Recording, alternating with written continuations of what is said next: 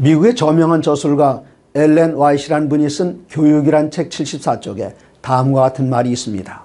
세상의 가장 큰 결핍은 인물의 결핍이다.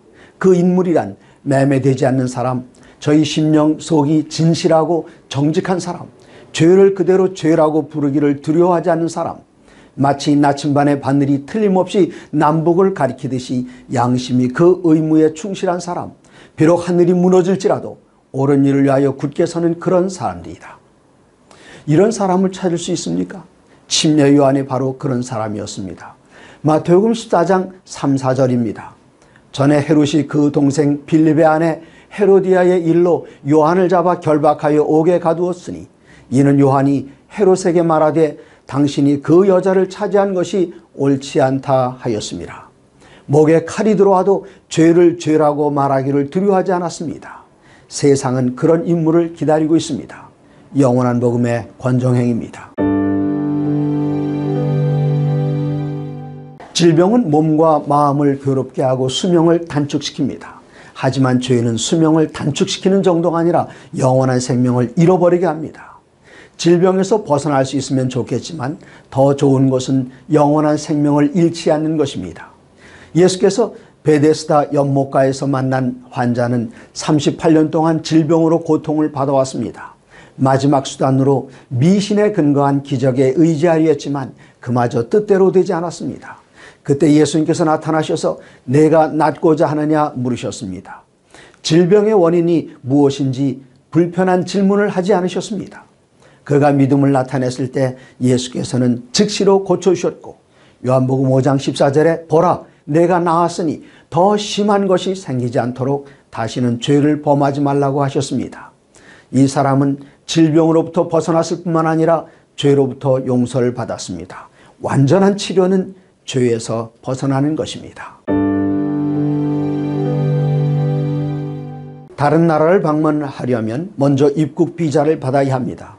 지금 하늘나라에서는 하늘나라에 들어갈 수 있는 입국 심사 곧 심판이 이루어지고 있습니다. 심판은 죽은 자로부터 시작하여 산자에 이르기까지 한 사람도 비켜갈 수 없습니다. 하늘나라의 재판장은 아버지 하나님이시며 변호인은 우리를 위해 돌아가신 예수님이십니다. 요한복음 5장 22절에 기쁜 소식이 있습니다. 아버지께서 아무도 심판하지 아니하시고 심판을 다 아들에게 맡기셨으니 얼마나 기쁜 소식입니까? 재판장이신 아버지께서 아무도 심판하지 아니하시고 우리의 변호사이신 예수님에게 모든 심판을 다 맡기셨습니다. 우리의 할 일은 예수님을 우리의 변호사로 선임하는 일입니다. 예수께서는 오늘도 우리의 모든 짐을 대신 져주시기 위해 수고하고 무거운 짐진 자들을 부르고 계십니다. 지금 모든 짐을 예수님께 맡기시고 하늘나라의 입국 비자를 받으시기 바랍니다. 1909년 선교본부를 평양 순안에서 서울로 옮기며 새로 시작한 교회가 지금의 서울중앙교회이며 종로구 청진동에 위치해 있습니다. 1970년대에 서울중앙교회는 우리나라의 고유 종교인 시천교로부터 건물을 매입했습니다. 그러나 시천교에서 갈라져 나간 분들이 소유권을 주장하며 소송을 걸어왔습니다. 중앙교회의 변호사는 검찰총장과 법무부 장관을 지낸 민복기 변호사였습니다. 하지만 중앙교회는 소송 내서 패했습니다. 어느 날 박정희 대통령이 대법원장을 새로 임명했습니다. 민복기 변호사였습니다. 중앙교회의 변호사가 대법원장이 되었습니다. 중앙교회는 즉시 대법원에 상고했고 승소했습니다. 우리의 변호사가 대법원장인데 어떻게 승소하지 않을 수 있겠습니까? 요한복음 5장 22절입니다. 아버지께서 아무도 심판하지 아니하시고 심판을 다 아들에게 맡기셨으니 우리의 변호사인 예수님이 재판장이십니다. 얼마나 기쁜 소식입니까? 하늘나라 재판정에서는 우리의 변호사인 예수님께서 심판을 진행하십니다. 어떻게 변호인이 심판까지 할 수 있을까요? 요한복음 5장 27절입니다. 또 인자됨으로 말미암아 심판하는 권한을 주셨느니라. 예수님께서 인자가 되셨기 때문에 심판하는 권세를 받으셨습니다. 인자란 무슨 뜻입니까? 일반적으로 사람의 아들로 이해하고 있습니다만은 정확한 이해는 사람이라는 뜻입니다. 곰의 새끼가 곰이고 사자의 새끼가 사자이듯이 사람의 아들은 사람입니다. 삼위 하나님 가운데 사람이 되신 분은 오직 예수님이시기 때문에 예수께서는 사람의 모든 사정과 형편을 아시며 인간이 겪는 모든 시험을 친히 겪어서 알고 계십니다. 여름엔 더워서 에어컨을 켜야 하시는 분, 겨울엔 추워서 난로가 필요한 분이 예수님이십니다. 인간의 기쁨과 우리의 눈물을 아시는 예수님께서 우리를 위한 재판장이 되셨습니다. 이것이 바로 인류를 위한 영원한 복음입니다. 다른 사람이 받은 연애 편지를 읽으며 가슴이 떨리는 사람은 아무도 없습니다. 아무리 감동적인 내용이라 할지라도 남의 이야기이기 때문에 그렇습니다. 그러나 사랑하는 사람이 내게 보낸 편지라면 이야기가 달라집니다. 명문장이 아니어도 감동이 있습니다. 왜냐하면 그 편지 속에 나를 사랑하는 사람의 인격과 사랑이 담겨져 있기 때문입니다. 요한복음 5장 39절입니다. 너희가 성경에서 영생을 얻는 줄 생각하고 성경을 연구하거니와 이 성경이 곧 내게 대하여 증거하는 것이니라. 성경이 감동적인 이유는 성경 속에서 나를 사랑하셔서 목숨까지 내주신 예수님을 만날 수 있기 때문입니다. 성경을 읽을 때 그 안에서 예수님을 만나면 감동이지만 예수님을 만나지 못하고 성경에 기록된 문자만 보인다면 성경은 한없이 지루하고 따분한 책이 될 것입니다. 오늘도 성경을 읽으시면서 예수님을 만나시기 바랍니다. 영생을 얻을 수 있습니다. 사람들은 드리는 기도마다 응답받고 하는 일마다 성공하기를 바랍니다. 그렇게 어려운 일도 아닙니다. 비결은 누가복음 4장 14절 15절에 있습니다. 예수께서 성령의 능력으로 갈릴리에 돌아가시니 그 소문이 사방에 퍼졌고 친히 그 여러 회당에서 가르치심에 무사람에게 칭송을 받으시더라. 예수께서는 새로운 지역에 들어가시거나 새로운 일을 시작하실 때 성령께서 함께 하심을 구했습니다. 침례 요한이 불의한 손길들에 의해 죽은 후 불의한 손길들에 의해 죽게 될 다음 희생자는 예수님 자신이셨습니다. 유다 지방에서 반대 세력을 키우는 것보다는 갈릴리로 가셔서 복음을 전하기로 계획하셨습니다. 갈릴리로 가실 때 예수께서는 성령의 능력으로 가셨습니다. 광야에서 40일 금식 기도를 마치시고 가장 연약한 상태에서 사단과 싸우실 때도 승리의 비결은 성령 충만함이었습니다.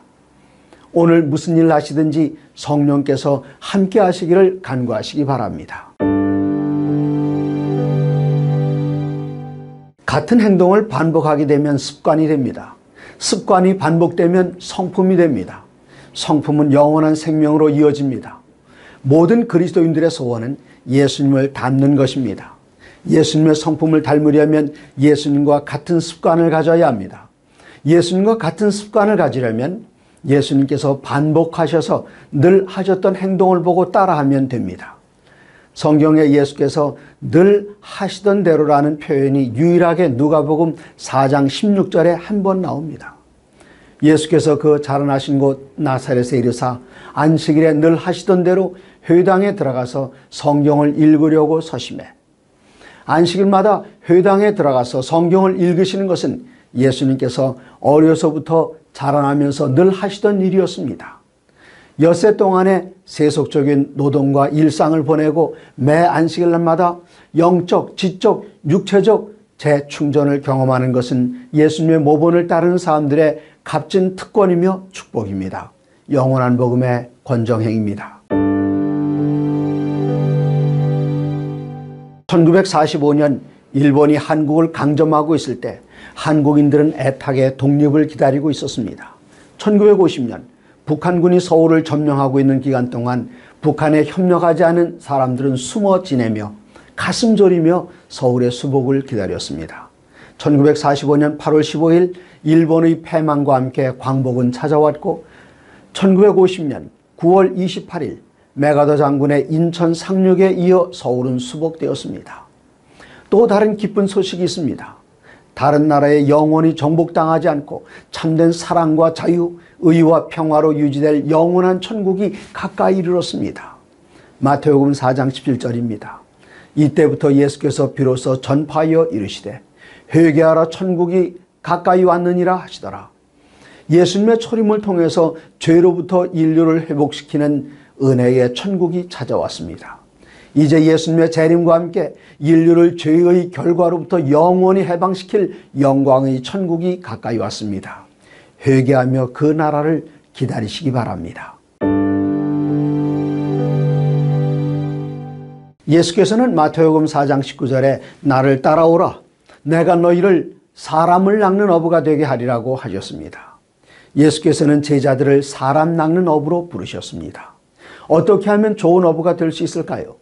예수님의 제자가 되어 사람 낚는 어부가 되려면 예수님을 따라가야 합니다. 사복음서에 기록된 예수님께서 하시던 일을 따라서 하고 예수님께서 말씀하신 내용들을 실천하면 가장 효과적인 사람 낚는 어부가 될 수 있습니다. 더 많은 사람을 낚으려면 사람들이 있는 곳으로 가야 합니다. 오늘날 사람들은 대도시로 몰려들고 있습니다. 대도시로 몰려드는 인구는 1분에 130명, 하루에 20만 명, 1년에 7천만 명이나 됩니다. 2008년에 전 세계 인구의 절반이 대도시에 모여들었고 2050년이 되면 전 세계 인구의 70%가 도시에 거주하게 됩니다. 사람 낚는 어부들은 인구가 모여드는 대도시 복음화를 위해 기도드리고 일해야 할 때입니다.